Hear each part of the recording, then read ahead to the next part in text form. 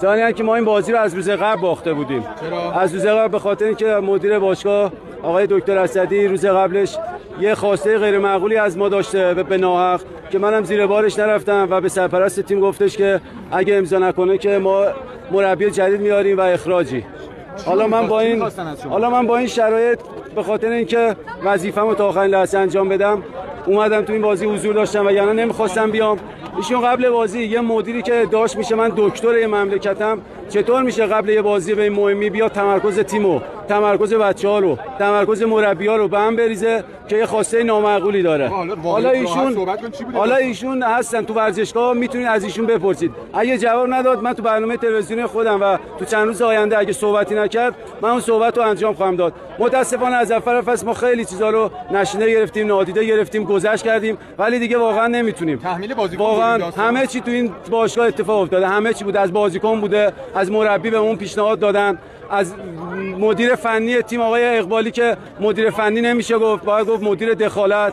مگه میشه یه مدیر فنی یه تیم از بالا بیاد پایین مربی ما رو وسط تمرین بکشی کنار، از بیاد کنار زمین بگه آقا این کارو کنید، با این سیستم بازی کنید، اینجوری باید بازی کنید. همه اینا دست به دست هم داد. ما قبل بازی خودزنی کردیم، نه امروز. ما بازی رو دیروز باختیم، نه امروز. من روز قبلش با آقای تاجرنیا زنگ زدم، با آقای تاجرنیا من پیام دادم، گفتم این همچین اتفاقی افتاده روز قبل بازی مهممون، چرا باید یه مدیر آکادمی این اتفاق بیفته؟ اگه اتفاقی بیفته این از سوء مدیریت آکادمیه. این حرفاتون بیا استعفا میدید. من حالا درست متوجه شدم. نه استعفا نیست، نه استعفا نمیدم من. به خاطر اینکه برگشته گفته به آقای سرپرستمون که اگه اون نامه رو امضا نکنی باید مربی جدید ما میاریم. مربی جدید حرف زدی مردی بیا بنویس بگو آقا ما شما رو نمیخوایم بریم به سلامت. این که دیگه دعوا نداره. نامه چی بوده؟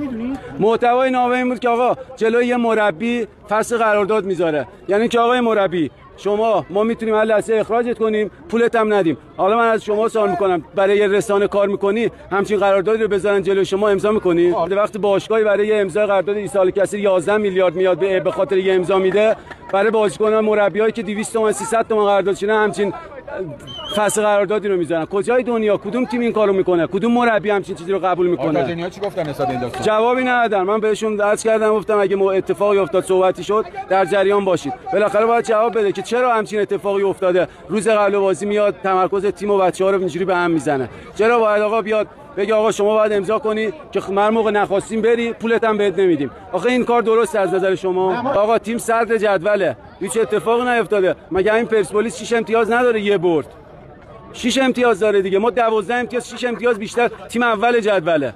باید بیاد چون این مشکلات رو قبل بازی ایجاد کنی برای مربی و بازیکن‌ها.